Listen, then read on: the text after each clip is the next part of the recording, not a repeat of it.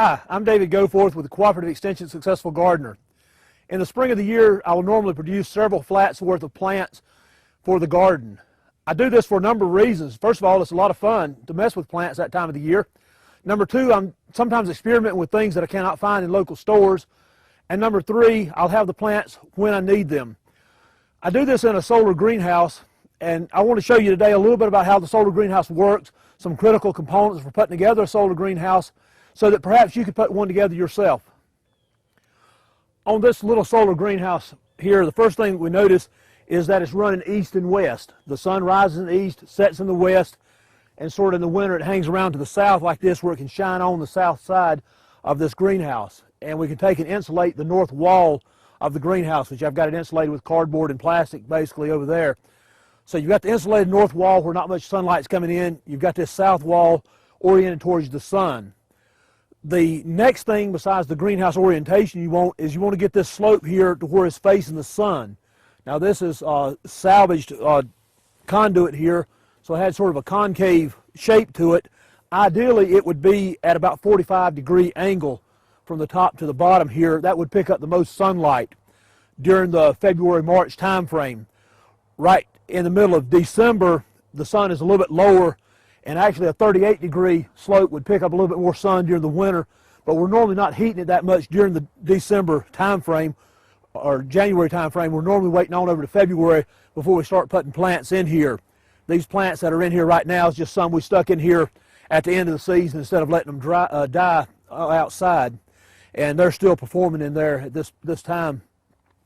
So in addition to the insulated north wall, the east-west orientation, and the angle right here, the other critical component is to have some water storage.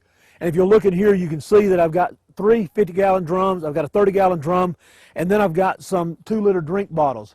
You want to use 2-liter drink bottles instead of milk jugs. Milk jugs will only last about 1 year, whereas the 2-liter milk bottles will last several years. I've got some in here that are at least 5 or 6 years old at this point in time. So what happens is when the sun radiates heat in here, it will soak into the water, and then at night it will come from the water back out into the air and keep the plants alive.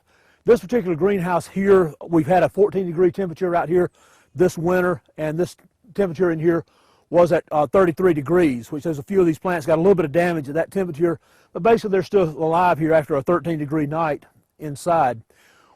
During the spring, we can actually do just a little bit better than that with a couple of techniques that we might use to try to keep our vegetable plants alive. One thing we can do to give us a little bit more protection in here is we can take a piece of newspaper and we lay it over top of the plant. For example, these strawberries down here that we've got a few strawberries coming along right now. If it's going to go down real cold tonight, we could put this right here on top of them. Then the water would condense out of the air onto this newspaper, and then it will freeze, and the latent heat from the water freezing will actually protect the strawberries, and we'll get 2 or 3 more degrees of protection like that.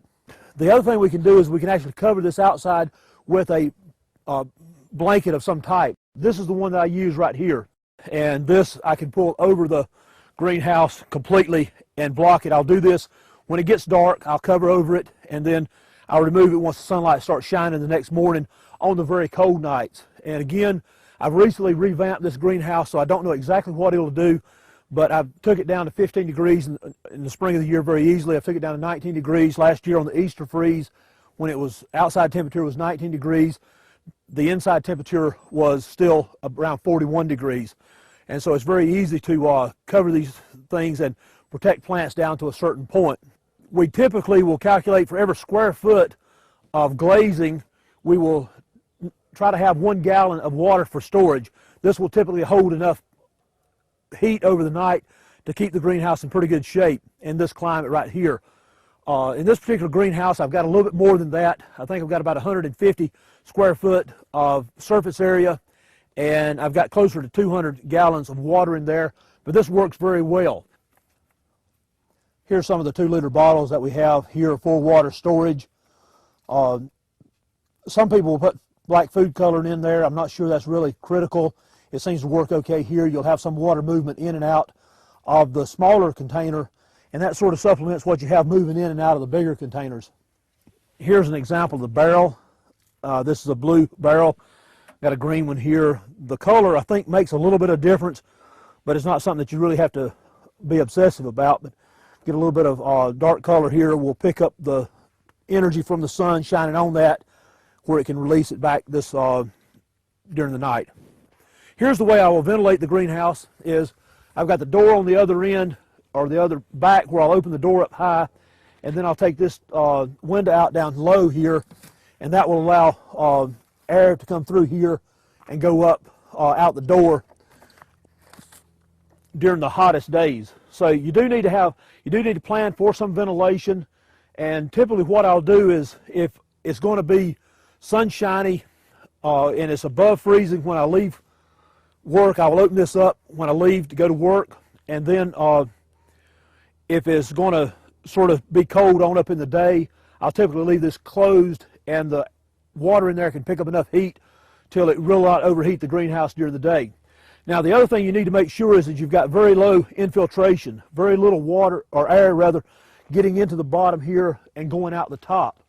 What I've done on this one here is I've used duct tape here with staples through the duct tape to attach the plastic to the frame, and that gives me a pretty good insulation. The other thing I've done is I pulled the top over the side so that, again, heat floating up at night will tend to go up that way, and it's harder for the heat to get out. But you don't want infiltration where you've got holes up high and holes down low, or you'll really degrade the performance of the greenhouse if you're doing that.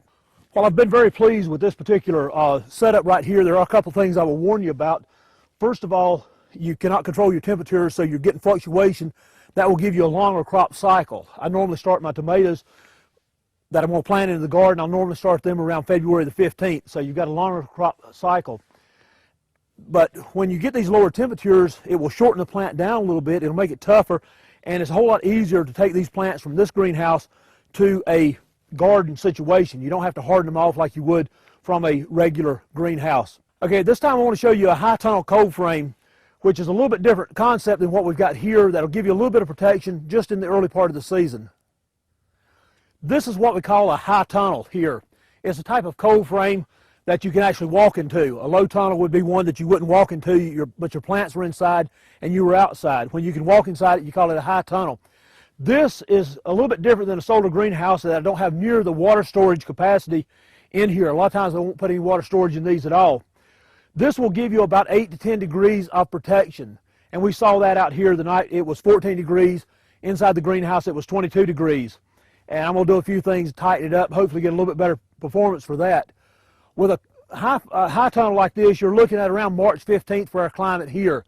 On March 15th, I'll look at the long-range forecast, and if they're not predicting any real cold dips, I will probably go ahead and put my plants out here at that particular time. I'm probably going to plant some tomatoes in this high tunnel this particular year. So let's go inside and take a look at a few things right here. Let me open this door here, and we'll go in.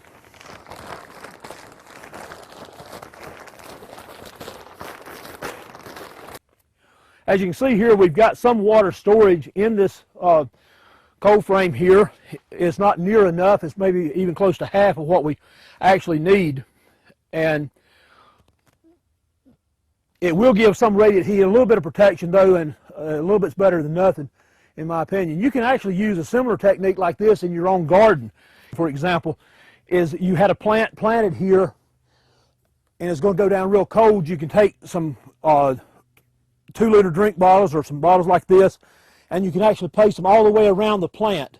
Just place several of these around the plant and leave it there overnight. And what you will have is radiant heat come from the water going to the plant. As long as that plant can see radiant heat all the way around it, it can survive pretty low conditions.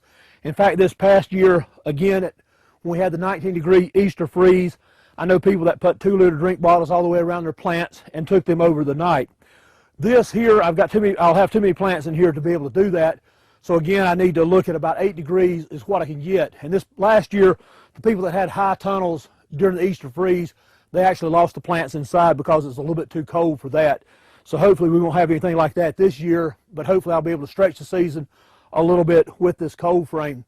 Now, having tomatoes in here, your ventilation is a little bit more important. So let me show you how I'm doing the ventilation in here.